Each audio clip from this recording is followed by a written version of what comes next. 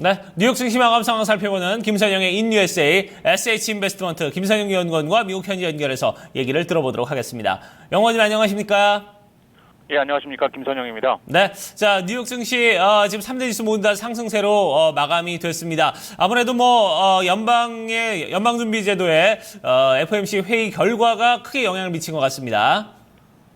예, 그렇습니다. 오늘 뉴욕 증시 3대 지수 모두 1.5% 내외의 급등세를 보였습니다.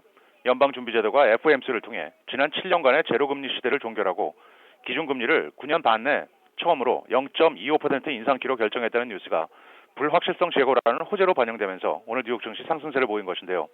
FOMC는 성명을 통해 위원회는 올해 노동시장에 상당한 개선이 있었고 물가 상승률도 중기적으로는 목표치인 2%에 도달할 것이라는 점을 합리적으로 확신하고 있다면서 현재 경제 전망과 향후 경제에 미칠 영향 등을 감안해 연방 기준 금리를 인상키로 결정했다고 밝혔습니다.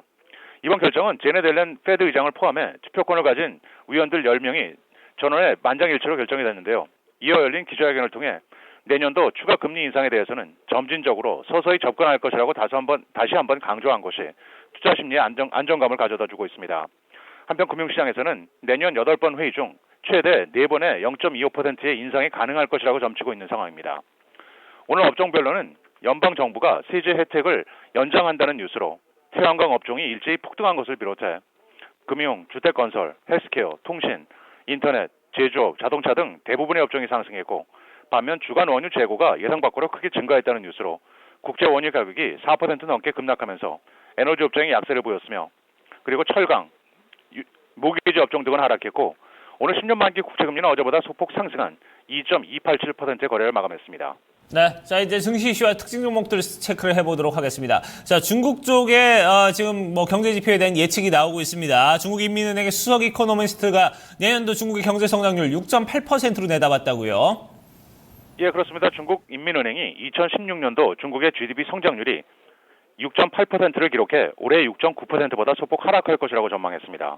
블룸버그가 인민은행의 보고서를 인용해 보도한 바에 따르면 올해 1.5%였던 소비자 물가 상승률이 내년엔 1.7%로 소폭 상승하고 감소세를 보였던 수출이 내년도엔 3.1% 증가할 것이며 부동산 시장도 점진적인 회복세를 보이고 또한 고정자산 투자도 올해 10.3%, 내년에는 10.8%까지 증가할 것이라고 전망을 하고 있는데요. 한편 인민은행의 이와 같은 진단은 중국 국무원 직속인 싱크탱크 중국사회과학원이 내년 중국의 경제 성장률이 6.6%까지 하락할 수 있다고 진단한 직후에 나온 것이어서 눈길을 끌고 있습니다. 오늘 특징 종목들입니다.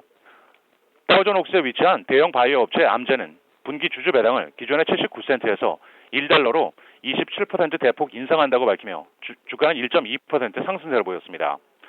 미국 최대 약국체인 CVS 헬스는 내년 순익 전망을 긍정적으로 제시하고 주주 배당을 21% 인상한다는 계획을 함께 발표하면서 5%의 큰 폭의 상승세를 보였고 광산 장비 업체 조이 글로벌은 내년에도 매출 감소세가 당분간 이어질 것이라는 부진한 실적 전망과 함께 현금 보유를 위해 주주 배당을 기존의 주당 20센트에서 1센트로 대폭 삭감한다고 밝혔음에도 불구하고 주가는 오히려 6%의 상승세를 보였습니다. 증권사 니드햄이 목표 주가를 55에서 65달러로 높이면서 매수 추천을 한 데 따라 태양광 업체 솔라시티가 오늘 34%의 폭등세를 보였는데요. 솔라시티는 오늘 아침 컨퍼런스를 통해 내년도 매출 전망을 상향 제시한 바 있습니다.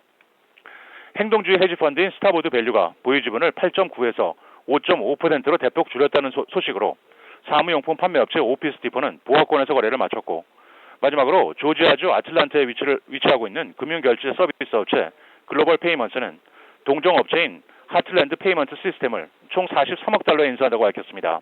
이 뉴스로 글로벌 페이먼트가 8%의 약세를 보인 반면 피인수업체 하틀랜드는 11%의 상승세로 거래를 마쳤습니다. 네, 이제 경제 지표와 일정들도 좀 체크를 해보도록 하겠습니다. 자, 지난주 모기지 신청 건수가 전주 대비해서 늘어나는 모습을 보여줬는데 내용이 좋네요. 일단 주택 구입 비용이 조금 더 늘어난 모습입니다. 예, 그렇습니다. 모기지은행협회 MBA에 따르면 지난 주간 미국 내 모기지 신청 건수가 이 전주 대비 1.2%가 증가한 것으로 나타났습니다.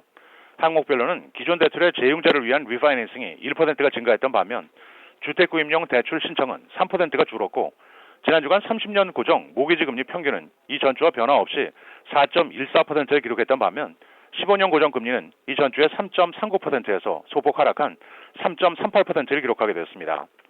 마지막으로 내일은 노동부가 발표하는 주간 실업수당 청구 건수를 시작으로 12월 필라델피아 지역의 제조업 지수, 컨퍼런스 보드의 11월 경기 선행 지수 등이 발표되고 엑센추어, 제너럴 밀스, 라이레이드, 위너베고, 마벨 테크놀로지 그리고 레드햇이 지난 분기 실적을 내놓을 예정입니다. 네, 알겠습니다. 오늘도 좋은 말씀 고맙습니다. 예, 고맙습니다. 네.